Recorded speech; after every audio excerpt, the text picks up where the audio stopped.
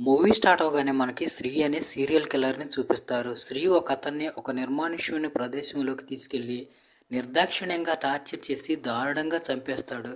శ్రీ అతన్ని చంపేసిన తర్వాత అతని నోట్లో ఒక అట్టిపండు పెడతాడు. ఇది శ్రీ సిగ్నేచర్ స్టైల్ అనమాట. ఇంకోవైపు ఈ న్యూస్ చాలా వేగంగా స్ప్రెడ్ అవుతుంది. ప్రజలంతా పోలీసులు ఏం చేస్తున్నారని చెప్పి పోలీసులను ప్రశ్నిస్తూ ఉంటారు. ఇంకోవైపు న్యూస్ ఛానల్లో కిల్లర్ చాలా భయంకరమైన వాడని, దారుణంగా మర్డర్లు చేస్తున్నాడని, అదీ కాకుండా ముసలివాళ్లే అతని టార్గెట్ అని చెప్తాడు. దాంతో గ్రామాల్లో ఉన్న వాళ్ళంతా భయపడిపోతూ ఉంటారు. కట్ చేస్తే మనకి గ్రామంలోనే జెస్సీ అనే అమ్మాయిని చూపిస్తారు. జెస్సీ వాళ్ళ నాన్న కూడా కిల్లర్ గురించి తెలిసినప్పటి నుండి భయపడుతూ ఉంటాడు. ఎందుకంటే పొద్దుపోయేదాకా జెస్సీ ఇంటికి రాదు. టెన్షన్ పడుతున్న జెస్సీ వాళ్ళ నాన్నని చూసి జెస్సీ వాళ్ళ బామ్మ జెస్సీ వాళ్ళ నాన్నతో, అరే నువ్వు జెస్సీ గురించి ఏం టెన్షన్ పడకు, జెస్సీకి ఏం కాదని అంటుంది. అప్పుడే జెస్సీ ఇంటికి వస్తుంది. అప్పుడే జెస్సీ వాళ్ళ బామ్మ జెస్సీని నీకు లియోకి మధ్య గొడవ ఏదైనా జరిగిందా అని అడుగుతుంది. నిజానికి లియో జెస్సీ బాయ్ ఫ్రెండ్. అప్పుడు జెస్సీ వాళ్ళ బామ్మతో మాట్లాడుతూ నేను త్వరలోనే లియోతో బ్రేకప్ చేసుకుందాం అనుకుంటున్నానని చెప్పి అక్కడ నుండి తన రూమ్లోకి వెళ్ళిపోతుంది. కట్ చేస్తే తర్వాత రోజు చాలా మంది రిపోర్టర్స్ సీఎంని కిల్లర్ గురించి అనేకమైన ప్రశ్నలు అడుగుతూ ఉంటారు. అప్పుడు సీఎం వాళ్ళ ప్రశ్నలకి సమాధానాలు చెప్తూ, మేము అజయ్ అనే ఒక హానెస్ట్ ఆఫీసర్ని కిల్లర్ని పట్టుకోవడానికి రిక్రూట్ చేశాము. తొందరలోనే అజయ్ కిల్లర్ని సాక్ష్యాధారాలతో సహా పట్టుకుంటాడని చెప్తాడు. కట్ చేస్తే మనకి ఇంకోవైపు అప్పుడే అజయ్ని చూపిస్తారు. అజయ్ వెళ్ళి ఒక సైకాలజిస్ట్ని కలుస్తాడు. ఎందుకంటే అజయ్ తన కుక్క గురించి బాధపడుతూ ఉంటాడు. అప్పుడు డాక్టర్ అజయ్తో మాట్లాడుతూ నీ డాగ్ కనిపించకుండా పోయి చాలా రోజులు అవుతుంది, ఇక నువ్వు ఆ డాగ్ని మర్చిపోవాలని అంటాడు. కానీ నిజానికి అజయ్ ఆ డాగ్ని ఇప్పటికి కూడా మర్చిపోలేకపోతున్నాడు. ఆ డాగ్ పేరు పకడు. అజయ్ అలా క్యాబిన్ నుండి బయటికి రాగానే చాలా మంది రిపోర్టర్స్ అక్కడ గుమిగూడి అజయ్ని కిల్లర్ గురించి అడుగుతూ ఉంటారు. అప్పుడు అజయ్ రిపోర్టర్లతో మాట్లాడుతూ కిల్లర్ నా చేతుల్లో నుండి ఇక తప్పించుకోలేడని అంటాడు. ఆ విషయం న్యూస్ ఛానల్లో కూడా వస్తూ ఉంటుంది. ఆ న్యూస్ ని శ్రీ కూడా చూస్తాడు. కట్ చేస్తే మనకి కొంతమంది పోలీస్ ఆఫీసర్లను చూపిస్తారు. ఆ పోలీస్ ఆఫీసర్లు లియోని అరెస్ట్ చేయడానికి లియో వాళ్ళ ఇంటికి వస్తారు. అయితే పోలీస్ ఆఫీసర్లను చూసి లియో కొంచెం కూడా భయం వేయదు. పోలీస్ ఆఫీసర్లతో కలిసి లియో నవ్వుకుంటూ పోలీస్ స్టేషన్కి వెళ్తాడు. కాసేపటి తర్వాత కొంతమంది వ్యక్తులు లియోని విడిపించడానికి పోలీస్ స్టేషన్కి వస్తారు. వాళ్ళు రామ్ అనే పోలీస్ ఆఫీసర్ని అసలు మీరు లియోని ఎందుకు అరెస్ట్ చేశారని అడుగుతారు. దానికి పోలీస్ ఆఫీసర్ రామ్ చెప్తాడు, ఈ మధ్య ల్యూక్ సోషల్ మీడియాలో ఒక వీడియోని అప్లోడ్ చేశాడు. దాని కారణంగానే మేము అతన్ని అరెస్ట్ చేయాల్సి వచ్చింది.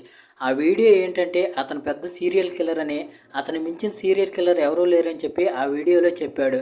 అందువల్లే పోలీసులు అతనే సీరియల్ కిల్లర్ అనుకుని అతన్ని అరెస్ట్ చేశారని చెప్తాడు. అప్పుడు ఊరు వాళ్ళు రామ్కి చెప్తారు, ల్యూక్ సీరియల్ కిల్లర్ కాదు, అదీ కాకుండా వచ్చే వారం అతను ఊరొదిలి వెళ్ళిపోతున్నాడు. ఎందుకంటే ల్యూక్ చేసే టార్చర్ తట్టుకోలేక ఆ గ్రామస్తులు కూడా ఊరు నుంచి అతన్ని పంపించేస్తున్నారు. తర్వాత ఆ గ్రామస్తులు రామ్తో మాట్లాడుతూ ల్యూక్ని ఊరు వదిలిపెట్టి వెళ్ళనివ్వండి, మేము ల్యూక్ ఊరు వదిలిపెట్టి వెళ్ళటానికి అతనికి 16 లక్షలు ఇస్తున్నాం. అతను ఊరు వదిలిపెట్టి వెళ్ళిపోతే మేమంతా ప్రశాంతంగా ఉంటాం, లేకపోతే అతని టార్చర్ మేము తట్టుకోలేమని అంటారు. ఆ మాటలన్నీ విని షాక్ అయిపోయిన రామ్ ల్యూక్ని జైలు నుంచి పంపించేస్తాడు. ఇంకోవైపు మనకి ఆరూబి అనే ఒక వ్యక్తిని చూపిస్తారు. ఆ వ్యక్తి వాళ్ళ నాన్న కోసం ఒక గుడిలో పూజ చేస్తూ ఉంటాడు. నిజానికి చిన్నప్పుడే ఆరూబి వాళ్ళ నాన్న చనిపోయాడు. అందువల్ల ప్రతి సంవత్సరం గుడిలోకి వెళ్ళి ఆరూబి వాళ్ళ నాన్న గురించి భగవంతుడిని మొరపెట్టుకుంటూ ఉంటాడు. అప్పుడే ఆ గుడిలోకి ఒక చిన్నపిల్లాడు వాళ్ళ అమ్మతో కలిసి వస్తాడు. ఆ చిన్నపిల్లాడు కూడా వాళ్ళ నాన్నకి పిండ ప్రదానం చేయడానికి వస్తాడు. ఆ చిన్నపిల్లాడిని చూసి ఆరూబికి వాళ్ళ నాన్న గుర్తొస్తాడు. ఆరూబి రైట్ చెస్ట్ మీద ఉన్న టాటూ లాంటిదే ఆరూబి వాళ్ళ నాన్న రైట్ చెస్ట్ మీద కూడా ఉంటుంది. కట్ చేస్తే మనకి జితిన్ అనే డ్రైవర్ని చూపిస్తారు. జితిన్ తన పెళ్లి కార్డులు ఊరంతా పంచుతూ ఉంటాడు. డిసెంబర్ 16వ తారీఖున జితేందర్ పెళ్లి. 21 మంది అమ్మాయిలు రిజెక్ట్ చేసిన తర్వాత లాస్ట్కి ఒక అమ్మాయి జితేందర్కి దొరికింది. ఆరూబి కూడా జితిన్ బస్సులో కండక్టర్గా పనిచేస్తూ ఉంటాడు. ఇంకోవైపు ల్యూక్ జెస్సీని కలవటానికి వస్తాడు. అప్పుడు జెస్సీ ల్యూక్తో మాట్లాడుతూ నేను నీతో బ్రేకప్ చేసుకోవాలనుకుంటున్నానని చెప్తుంది. అదీ కాకుండా ఊర్లో కూడా నిన్ను అందరూ పిచ్చోడు అనుకుంటున్నారు. నిజానికి ఆ సోషల్ మీడియాలో వీడియో అప్లోడ్ చేసిన తర్వాత గ్రామస్తులంతా ల్యూకే సీరియల్ కిల్లర్ అనుకుంటూ ఉంటారు. అవన్నీ విని జెస్సీకి విపరీతమైన విసుగొస్తుంది. అందుకే జెస్సీ ల్యూక్తో బ్రేకప్ చేసుకుంటుంది. అయితే ల్యూక్ జెస్సీకి నచ్చజెప్పడానికి చాలా ట్రై చేస్తాడు. కానీ జెస్సీ ల్యూక్ మాటలను పట్టించుకోదు. కట్ చేస్తే మనకి స్కూల్లో పాఠాలు చెప్తున్న శ్రీని చూపిస్తారు. శ్రీ స్కూల్లో చిన్నపిల్లలకి పాఠాలు చెప్తూ ఉంటాడు. శ్రీ తనకెంతో ఇష్టమైన క్రైమ్ స్టోరీని చెప్తూ ఉంటాడు. ఆ స్టోరీ విని చిన్నపిల్లలందరూ భయంతో ఏడుస్తూ ఉంటారు. అప్పుడే ఒక టీచర్ వచ్చి అక్కడికి శ్రీతో నువ్వు ఇలాంటి పిచ్చి పిచ్చి కథలు చిన్నపిల్లలకి చెప్పకూడదని అంటుంది. దాంతో శ్రీ సైలెంట్ అయిపోతాడు. ఇంకోవైపు ఆ రోజు రాత్రి జెస్సీ వాళ్ళ నాన్న జెస్సీ వాళ్ళ బామ్మ జెస్సీకి సర్ప్రైజ్ బర్త్డే పార్టీని అరేంజ్ చేస్తారు. అది చూసి జెస్సీ చాలా సర్ప్రైజ్ అవుతుంది. అప్పుడే ల్యూక్ జెస్సీకి కాల్ చేస్తాడు. అయితే జెస్సీ ల్యూక్ కాల్ని పికప్ చేయదు. అప్పుడే జెస్సీ వాళ్ళ బామ్మ జెస్సీకి ఒక పెప్పర్ స్ప్రేని బర్త్డే గిఫ్ట్గా ఇస్తుంది. నిన్ను ఎవరైనా ఏడిపిస్తే వాళ్ళ మీద ఈ పెప్పర్ని స్ప్రే చేయమని చెప్తుంది. అప్పుడే ల్యూక్ జెస్సీ వాళ్ళ ఇంటికి వచ్చి జెస్సీని పిలుస్తాడు. అయితే జెస్సీ బయటికి రాదు. దాంతో ల్యూక్ పెద్దగా జెస్సీని పిలుస్తాడు. కట్ చేస్తే తర్వాత రోజు సోమేష్ అనే అతను వాళ్ళ నాన్నని వృద్ధాశ్రమంలో జాయిన్ చేయడానికి వస్తాడు. సోమేష్ వృద్ధాశ్రమం ఓనర్తో మాట్లాడుతూ, నేను నా వైఫ్తో కలిసి లూధియానా షిఫ్ట్ అవుతున్నాను, అందుకే మా నాన్నని వృద్ధాశ్రమంలో జాయిన్ చేయడానికి తీసుకొచ్చానని చెప్తాడు. సోమేష్ వాళ్ళ నాన్న పేరు కేశవ్. సోమేష్ ఆ మాటలు చెప్పి అక్కడ నుండి వెళ్ళిపోతూ ఉంటాడు. అప్పుడు వృద్ధాశ్రమం ఓనర్ సోమేష్తో మాట్లాడుతూ, నువ్వు నాకు నిజం చెప్పు, నువ్వు నిజంగా మీ నాన్నని ఎందుకు ఇక్కడ వదిలిపెట్టి వెళ్తున్నావు అని అంటాడు. దానికి సోమేష్ మాట్లాడుతూ, మా నాన్న నా భార్యని తప్పుడు దృష్టితో చూస్తున్నాడు, మా నాన్న ఒక పెద్ద పోరంబోక్ అని చెప్తాడు. ఆ మాటలు విని ఆశ్రమం ఓనర్ కూడా షాక్ అయిపోతాడు. రోజులు నార్మల్గా వెళ్ళిపోతూ ఉంటాయి. ఈ లోపు శ్రీ కూడా చాలా మర్డర్లు చేస్తాడు. దాంతో అంతా భయపడిపోతూ ఉంటారు. ఇంకోవైపు అజయ్ కూడా తన డాగ్ మిస్ అయిందని చెప్పి పోస్టర్లు అన్ని పక్కల అంటించి పబ్లిసిటీ చేస్తాడు. ఇంకోవైపు పోలీసులు కూడా శ్రీ కోసం వెతుకుతూ ఉంటారు. ఇంకోవైపు జితిన్ కూడా సంతోషంగా తన పెళ్లి ఏర్పాట్లు చేసుకుంటూ ఉంటాడు. ఇంకోవైపు రెస్టారెంట్లో కూర్చున్న శ్రీని చూపిస్తారు. శ్రీ తన నెక్స్ట్ టార్గెట్ని ఎలా చంపాలని చెప్పి ప్లాన్ చేస్తూ ఉంటాడు. శ్రీ నెక్స్ట్ టార్గెట్ వేరే ఎవరో కాదు, కేశవ్. కట్ చేస్తే మనకి ఇంకోవైపు కేశవాన్ని చూపిస్తారు. కేశవ ఎవరికీ చెప్పకుండా సైలెంట్గా ఆ వృద్ధాశ్రమం గోడ దూకి బయటకు వచ్చేస్తాడు. కేశవ్తో పాటు ఒక కుక్క కూడా కేశవ్ వెనకాలే వస్తుంది. కొంత దూరం వెళ్ళిన తర్వాత కేశవ్ ఆ కుక్కను ఒక చోట కట్టేసి రెస్టారెంట్లోకి వెళ్తాడు. అదే రెస్టారెంట్లో శ్రీ కూడా ఉంటాడు. శ్రీ కేశవ్ని అక్కడ చూసి షాక్ అయిపోతాడు. అసలు ఈ ముసలోడు ఇక్కడికి ఎలా వచ్చాడా అని అనుకుంటాడు. తర్వాత శ్రీ వెళ్ళి కేశవ్తో మాట్లాడతాడు. కేశవ్ మాటల మధ్యలో తన గురించి డీటెయిల్స్ అన్ని శ్రీకి చెప్పేస్తాడు. అప్పుడే టీవీలో కోడళ్లపై మామయ్యలు చేస్తున్న అత్యాచారాల గురించి న్యూస్ వస్తూ ఉంటుంది. అది చూసి కేశవకి విపరీతమైన కోపం వస్తుంది. ఆ కోపంతోనే కేశవ ఆ టీవీని పగలగొడతాడు. దాంతో బార్లో ఉన్న ఎంప్లాయీస్ అందరూ కలిసి కేశవని కొడుతూ ఉంటారు. కానీ శ్రీ కేశవని కాపాడి కేశవని అక్కడి నుండి తనతో పాటు తీసుకువెళ్తాడు. దారి మధ్యలో శ్రీ కేశవని చంపడానికని ఒక బ్లేడ్ కొనడానికి షాపులోకి వెళ్తాడు. అవకాశం చూసుకొని కేశవ తప్పించుకొని ఒక బస్సులో ఎక్కి పారిపోతాడు. కేశవను బస్సులో చూసి శ్రీ కూడా ఆ బస్సు వెనకాల పరిగెత్తుతాడు. ఇంకోవైపు కేశవ బస్సు ఎక్కి ఎప్పట్లాగానే ఆడవాళ్ళని కదిలిస్తూ ఉంటాడు. దాంతో బస్సులో ఉన్న వాళ్ళంతా కేశవాన్ని కొడుతూ ఉంటారు. ఆ బస్ డ్రైవర్ అండ్ కండక్టర్ ఇంకెవరో కాదు, జతిన్ అలాగే ఆరూబి. ఇంకోవైపు పోలీస్ స్టేషన్లో ఒక లేడీ ఆఫీసర్ అజయ్తో మాట్లాడుతూ, సార్ కనెక్షన్స్ అన్నింటినీ క్రాస్ చెక్ చేసిన తర్వాత తెలిసిన విషయం ఏంటంటే కిల్లర్ నెక్స్ట్ టార్గెట్ కేశవ అనే ఒక ముసలతనని చెప్తుంది. అందువల్ల మనం వీలైనంత తొందరగా కేశవ్ గురించి తెలుసుకోవాలని చెప్తుంది. దాంతో అజయ్ కూడా కేశవ్ గురించి తెలుసుకోవటం స్టార్ట్ చేస్తాడు. అలా చూస్తూ ఉండగానే రాత్రి అయిపోతుంది. ఆ రాత్రి పూట కేశవ ఒక బస్సులో ఉంటాడు. జెస్సీ కూడా అదే బస్సులో వెళుతూ ఉంటుంది. అలవాటు ప్రకారం కేశవ జెస్సీని కూడా తప్పుగా తాగుతాడు. దాంతో జెస్సీకి విపరీతమైన కోపం వచ్చి తన దగ్గరున్న పెప్పర్ స్ప్రేని కేశవ మీద స్ప్రే చేస్తుంది. దాంతో కేశవ మంట తట్టుకోలేక భయంకరంగా అరుస్తూ ఉంటాడు. జెస్సీ అది చూసి లోపల సంతోషపడుతుంది. కానీ ఆ పెప్పర్ స్ప్రే చేయటం వల్లే కేశవ చనిపోబోతున్నాడని జెస్సీకి తెలియదు. కాసేపటికి ఊపిరి తీసుకోవడం ఇబ్బంది అయ్యి కేశవ అక్కడికక్కడే చనిపోతాడు.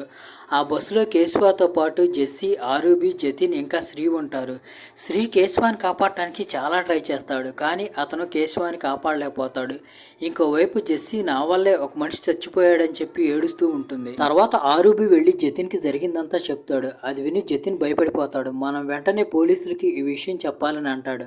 అయితే జెస్సీ భయపడిపోతూ ఉంటుంది. అప్పుడు ఆరూబి జెస్సీ ఇదంతా కావాలని చేయలేదు, మనం జెస్సీకి హెల్ప్ చేయాలని అంటాడు. ఇంకోవైపు పోలీసులు కేశవ గురించి తెలుసుకోవడానికి కేశవ ఇంటికి వెళ్తారు. అయితే అక్కడ వాళ్ళకి ఎవరో కనిపించరు. ఇంకోవైపు బస్సులో శ్రీ వాళ్ళతో మాట్లాడుతూ, మీరు కానీ నాకు 5 లక్షల రూపాయలు ఇచ్చారంటే నేను ఈ శవాన్ని మాయం చేస్తానని అంటాడు. దానికి వాళ్ళందరూ ఒప్పుకొని వాళ్ళ దగ్గర ఉన్న డబ్బులన్నీ చేస్తారు. అయితే వాళ్ళ దగ్గర 6,000 కంటే ₹1 కూడా ఎక్కువ ఉండదు. అయితే శ్రీ 6,000 అయినా కానీ ప్రాబ్లం లేదు, నేను మీకు హెల్ప్ చేస్తాను, నేను ఈ శవాన్ని మాయం చేస్తానని అంటాడు. ఇప్పుడే జితిన్కి వాళ్ళ బాస్ దగ్గర నుంచి ఫోన్ వస్తుంది. జితిన్ వాళ్ళ బాస్ జితిన్తో మాట్లాడుతూ, నువ్వు మన బస్సుని పోలీస్ స్టేషన్ బయట ఎందుకు ఆపావు, మన బస్సుకి ఇన్సూరెన్స్ అయిపోయింది, వెంటనే నువ్వు మన బస్సుని అక్కడ నుండి తీసుకువెళ్ళు అని అంటాడు. ఆ మాటలు వినగానే జితిన్ షాక్ అవుతాడు. ఎందుకంటే ఇప్పటిదాకా వాళ్ళ బస్సు ఆగింది పోలీస్ స్టేషన్ బయట అని జితిన్కి తెలియదు. దాంతో జతిన్ ఫాస్ట్గా బస్సుని అక్కడ నుండి తీసుకువెళ్తాడు. ఇంకోవైపు ల్యూక్ ఆ బస్సు వెనకాలే వస్తూ ఉంటాడు. కాసేపటి తర్వాత ల్యూక్ తన బైక్ని రోడ్డుకు అడ్డంగా పెట్టి బస్సును ఆపేస్తాడు. తర్వాత ల్యూక్ బస్సులోకి వెళ్ళి జెస్సీని, నువ్వు నా కాల్ ఎందుకు అటెండ్ చేయట్లేదని అంటాడు. దానికి జెస్సీ ఏ సమాధానం చెప్పకుండా పెద్దగా ఏడుస్తుంది. జెస్సీ ఎందుకు ఏడుస్తుందో ల్యూక్ అసలేం అర్థం కాదు. ఆ తర్వాత బస్సులో ఉన్న వాళ్ళంతా ల్యూక్కి జరిగిన స్టోరీ మొత్తం చెప్తారు. అంతా విని ల్యూక్ కాళ్ళ కింద భూమి కుంగిపోయినట్టుగా ఫీల్ అవుతాడు. అయినా కానీ అలాంటి పరిస్థితుల్లో జెస్సీని ఒంటరిగా వదిలిపెట్టి అక్కడి నుండి వెళ్ళిపోవాలనుకోడు. ఎలాగైనా కానీ జెస్సీకి హెల్ప్ చేయాలనుకుంటాడు. ఇంకోవైపు శ్రీ కేశవ డెడ్ బాడీని తీసుకుని అక్కడి నుండి వెళ్ళిపోబోతూ ఉంటాడు. ల్యూక్ శ్రీని ఆపుతాడు. నువ్వు ఆ డెడ్ బాడీని తీసుకెళ్ళి ఏం చేస్తావని ల్యూక్ శ్రీని అడుగుతాడు. అయితే దానికి శ్రీ, నేను కేవలం జెస్సీకి హెల్ప్ చేయడానికి ఈ డెడ్ బాడీని తీసుకువెళ్తున్నానని అంటాడు. దాంతో ల్యూక్కి శ్రీ మీద అనుమానం వస్తుంది. చేస్తే తర్వాత రోజు పోలీసులు ఓల్డేజ్ హోమ్లో సీసీటీవీ ఫుటేజ్ని చెక్ చేస్తూ ఉంటారు. ఆ సీసీటీవీ ఫుటేజ్లో పోలీసులకి కేశవాతో పాటు కనిపించకుండా పోయిన అజయ్ డాగ్ ఫక్రూ కూడా కనిపిస్తుంది. దాంతో వెంటనే అజయ్, మీరు కేశవ దగ్గరికి వెళ్ళి నా కుక్కని తీసుకురమ్మని చెప్తాడు. వాళ్ళంతా బస్సులో ఆ శవాన్ని తీసుకొని ఎక్కడికో వెళ్తూ ఉంటారు. అప్పుడు శ్రీలుక్తో మాట్లాడుతూ, మనం ఎక్కడైనా ఈ శవాన్ని తలకిందులుగా వేలాడదీసి ఆ శవం నోట్లో అట్టిపండు పెడదాం. అప్పుడు చూసే వాళ్ళకి కేశవాన్ని కూడా సీరియల్ కిల్లరే చంపాడని అనుకుంటారని అంటాడు. అయితే ల్యూక్ ఆ మాటలకు ఒప్పుకోడు. వాళ్ళంతా ఆ శవాన్ని ఏదైనా శ్మశానంలోకి తీసుకెళ్లి పూడ్చి పెడదాం అనుకుంటారు. అనుకున్నట్టుగానే చర్చి దగ్గరలో ఉన్న ఒక శ్మశానం దగ్గరికి వెళ్తారు. అయితే వాళ్ళ ఆ శ్మశానంలోకి వెళ్ళేసరికి అక్కడ ఒక షూటింగ్ జరుగుతూ ఉంటుంది. దాంతో వాళ్ళంతా ఎవరికి కనపడకుండా పక్కన కూర్చుంటారు. నిజానికి ఒక వైఫ్ అండ్ హస్బెండ్ వాళ్ళు షూటింగ్ చేసుకోవడానికి శ్మశానం దగ్గరికి వస్తారు.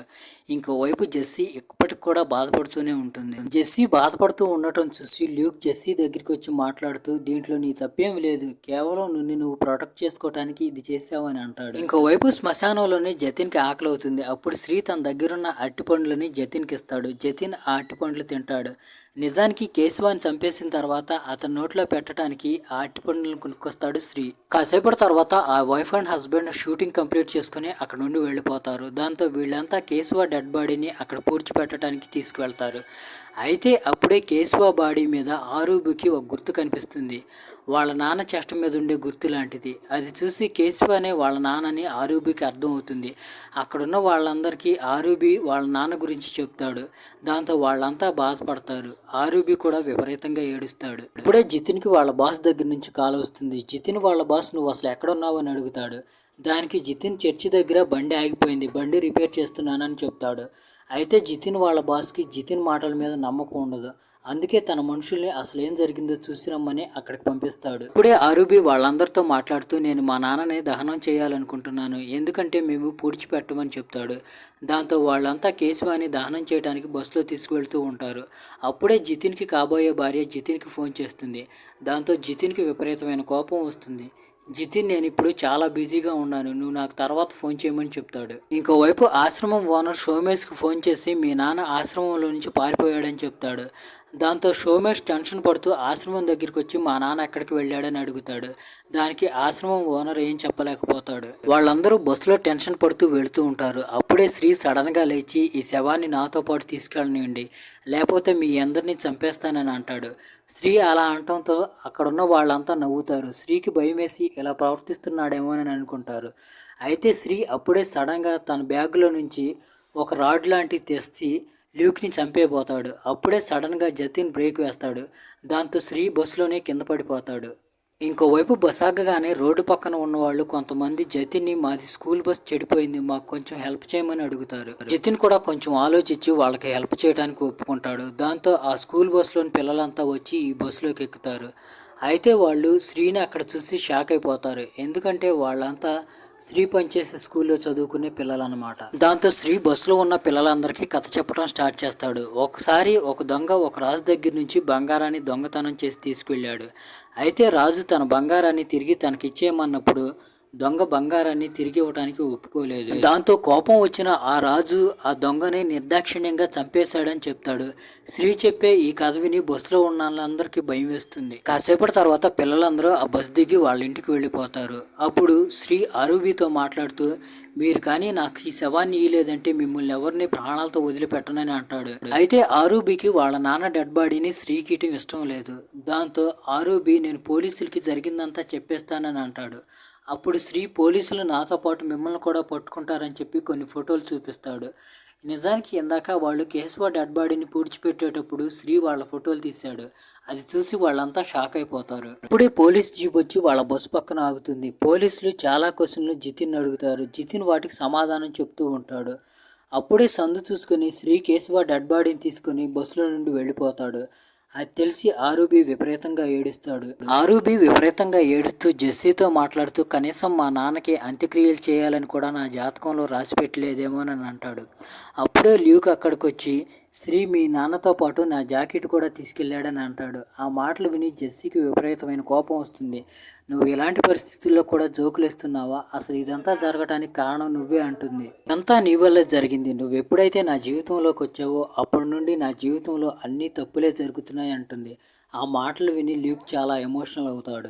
ఇంకోవైపు పోలీసులు కేశవ గురించి అందరినీ అడుగుతూ ఉంటారు. అప్పుడు ఒక పిల్లోడు ఈ తాతయ్య బస్సులో కూర్చొని ఉండటం నేను చూశానని పోలీసులకు చెప్తాడు. దాంతో పాటు ల్యూక్ కూడా ఉన్నాడని చెప్తాడు. ఆ పిల్లాడు మాటలు విని పోలీసులు ల్యూకే కేశవాన్ని కిడ్నాప్ చేసి చంపడానికి తీసుకువెళ్ళాడని అర్థం చేసుకుంటారు. దాంతో పోలీసులు అన్ని చోట్ల ల్యూక్ కోసం వెతుకుతూ ఉంటారు. ఇంకోవైపు జితిన్కి వాళ్ళ కాబోయే మామగారు ఫోన్ చేసి నా కూతురికి నీకు మధ్యలో ఏదో పెద్ద గొడవే జరిగి ఉంటుంది, అందుకే నా కూతురు నీ మీద విపరీతమైన కోపంతో ఉందని అంటాడు. దానికి జతిన్ నాకు నీ కూతురికి మధ్యలో ఎలాంటి గొడవ జరగలేదని అంటాడు. ఇంకోవైపు అప్పుడే ల్యూక్కి వాళ్ళ నాన్న ఫోన్ చేసి నీకు ఇష్టమైన వంట చేశాను, నువ్వు తినడానికి తొందరగా ఇంటికి రమ్మంటాడు. ఆ మాటలు వినగానే ల్యూక్ షాక్ అయిపోతాడు. అసలు మా నాన్నకి ఫోన్ ఎక్కడి నుండి వచ్చింది? నిజానికి ఏం జరుగుతుందంటే పోలీసులు ఇచ్చే డబ్బుకు ఆశపడి ల్యూక్ వాళ్ళ నాన్న ల్యూక్కి ఫోన్ చేసి పోలీసులకి ల్యూక్ని పట్టేయాలనుకుంటాడు. తర్వాత ల్యూక్ జెస్సీతో మాట్లాడుతూ నువ్వు చేసిన నేరం నా నెత్తి మీద వేసుకుంటాను, నువ్వు ఇక్కడ నుండి వెళ్ళిపోమంటాడు. ఆ మాటలు విని జెస్సీ చాలా ఎమోషనల్ అవుతుంది. తర్వాత ఆరూబి జతిన్ కలిసి జెస్సీని అక్కడ నుండి తీసుకువెళ్తారు. ల్యూక్ ఒక చోట కూర్చొని ఉంటాడు. అప్పుడే పకడు అతని దగ్గరికి వస్తుంది. వెంటనే ల్యూక్ అజయ్కి ఫోన్ చేసి మీ డాగ్ నా దగ్గర ఉంది, వచ్చి దాన్ని తీసుకువెళ్ళమని అంటాడు. దాంతో డాగ్ని తీసుకువెళ్ళటానికి అజయ్ అక్కడికి వస్తాడు. ఇంకోవైపు ఆ వైఫ్ అండ్ హస్బెండ్ వచ్చి డ్రోన్ని గాల్లోకి ఎగరేస్తారు. దాంతో లొకేషన్లన్నీ కనపడుతూ ఉంటాయి. వెంటనే ల్యూక్ వాళ్ళ దగ్గరికి వచ్చి శ్రీ కోసం వెతుకుతాడు. అతనికి శ్రీ లొకేషన్ తెలుస్తుంది. వెంటనే శ్రీ ఆరూబికి శ్రీ లొకేషన్ షేర్ చేసి అతన్ని రామని చెప్తాడు. వాళ్ళ నాన్నని తీసుకెళ్ళటానికి ఆరూబి కూడా అటు వెళతాడు. అప్పుడే ఆ వైఫ్ అండ్ హస్బెండ్కి ల్యూక్ని పట్టుకుంటే 10 లక్షలు ఇస్తారని తెలియడంతో వాళ్ళు ల్యూక్ని పట్టుకొని పోలీస్ స్టేషన్కి తీసుకువెళ్తూ ఉంటారు. అప్పుడే గ్రామస్తులు కూడా ల్యూక్ని చూస్తారు. ల్యూక్ని పట్టుకుంటే 10 లక్షలు ఇస్తారని తెలియడంతో వాళ్ళకి మధ్యలో గొడవ అవుతుంది. అప్పుడే అజయ్ అక్కడికి వస్తాడు. అజయ్ ల్యూక్ని పకడో ఎక్కడుందని అడుగుతాడు. దానికి ల్యూక్ నన్ను ఎక్కడి నుండి వెళ్ళనైపోతే పకడో చేస్తానని అంటాడు. దాంతో అజయ్ భయపడి ల్యూక్ని అక్కడి నుండి వెళ్ళిపోనిస్తాడు. ల్యూక్ అక్కడి నుండి శ్రీ దగ్గరికి వెళుతూ ఉంటాడు. శ్రీ కేశవ డెడ్ బాడీని పెట్టుకుని ఒక డంపింగ్ యార్డ్లో ఉంటాడు. ల్యూక్ వెళ్ళి శ్రీని కేశవ డెడ్ బాడీ అడుగుతాడు. అయితే శ్రీ కేశవ డెడ్ బాడీ ఇవ్వకుండా ల్యూక్ని చంపేయబోతాడు. దాంతో ల్యూక్ కూడా శ్రీని కొడతాడు. తర్వాత శ్రీ ల్యూక్ని కొట్టి ల్యూక్ని చంపేయబోతూ ఉంటాడు. అయితే అప్పుడే అక్కడికి ఆరూబి జతిన్ వచ్చి ల్యూక్ని కాపాడుతారు. అప్పుడే జెస్సీ ఎలాగోలా చేసి శ్రీ కళ్ళల్లో పెప్పర్ స్ప్రేని స్ప్రే చేస్తుంది. దాంతో అతనికి ఏమీ కనిపించదు. వాళ్ళందరూ కలిసి శ్రీని తాళ్లతో కట్టేస్తారు. తర్వాత ఆ డంపింగ్ యార్డ్లోనే కేశవ డెడ్ బాడీని తగలబెడతారు. తర్వాత వాళ్ళు పోలీసులకు ఫోన్ చేస్తారు. అయితే అప్పట్లోగా శ్రీ ఎలాగోలా చేసి తన కాళ్ళకు కట్టిన కట్లు విడిపించుకొని డెడ్ బాడీని మంటల్లో నుంచి బయటికి లాగేస్తాడు. ఎందుకంటే అతను ఒక సైకో. అప్పుడే పోలీసులు అక్కడికి వచ్చి కేశవాన్ని మర్డర్ చేసింది శ్రీయే అని చెప్పి శ్రీని అరెస్ట్ చేస్తారు. దాంతో అందరూ హ్యాపీగా ఫీల్ అవుతారు. తర్వాత రోజు ఆరూబి గుడికి వెళ్తాడు. అయితే అక్కడ గుడికి వెళ్ళిన తర్వాత చాలామందికి వాళ్ళ నాన్నకున్నట్టుగానే టాటూ కనిపిస్తుంది. అంటే కేశవ వాళ్ళ నాన్న కాదని ఆరూబికి అర్థం అవుతుంది. ఇదే సస్పెన్స్తో ఈ మూవీ ఎక్కడే ఎండ్ అయిపోతుంది.